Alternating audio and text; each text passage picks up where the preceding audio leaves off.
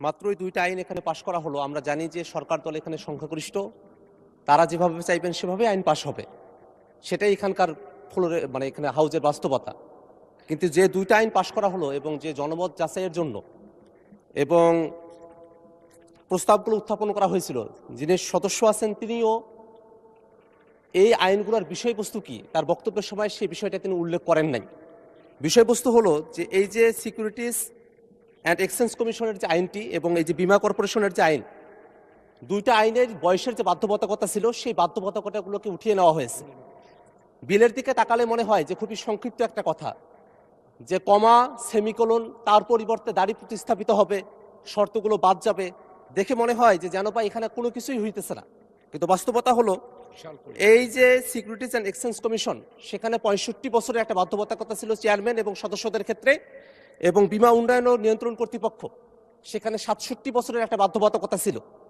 বিষয়টি হলো মাননীয় অর্থমন্ত্রী তার বক্তব্যে বলেছেন যে যোগ্য লোক নিয়ে আসা দরকার, দক্ষ লোক নিয়ে আসা দরকার, এই কারণে বয়সের বাধ্যবাধকতা তারা উঠিয়ে দিচ্ছেন।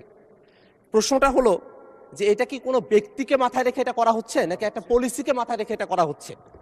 আমাদের যেটা ধারণার বিষয়, যেভাবে বাংলাদেশ ব্যাংকে একটা নিয়োগ হয়েছে সেভাবে যদি কোনো বিশেষ ব্যক্তিদেরকে মাথায় রেখে এ আইনে বয়সের যে বাধ্যবাধকতা ছিল সেটাকে যদি উঠিয়ে দেওয়া হয়, তাহলে মাননীয় মন্ত্রী যেমন দক্ষ এবং যোগ্য লোকের কথা বলেছেন, সেই জায়গাটাতে কিন্তু একটা কন্ট্রাডিকশন তৈরি করবে।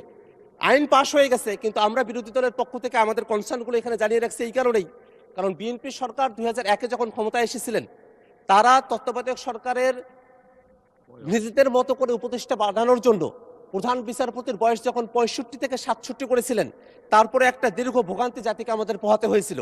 সে জায়গাটাতে এই যে শেয়ার মার্কেটের মতো একটা জায়গায় নিজেদের মতো করে লোক বসানো হবে, এই চিন্তাতেই যদি বয়সের বাধ্যবাধকতা একেবারে উঠিয়ে দেওয়া হয়, সেখানে বয়সের আর কোনো বাড়ি রাখা হলো না, বীমা কর্পোরেশনের ক্ষেত্রে কোনো বাড়ি রাখা হলো না।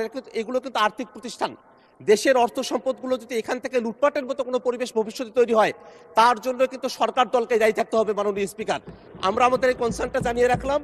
আমরা চাইবো যে সরকার যেভাবে বলেছেন সৎ এবং যোগ্য লোক, দক্ষ লোক, সেই কি পরিমাণ সৎ এবং যোগ্য এবং দক্ষ লোককে সেই প্রতিষ্ঠানগুলোতে সামনে নিয়োগ দেওয়া হবে, আইন তো পাশ করা হয়েছে, সেটা দেখার অপেক্ষায় জাতীয় অপেক্ষা করছে। মাননীয় স্পিকার, আপনাকে ধন্যবাদ।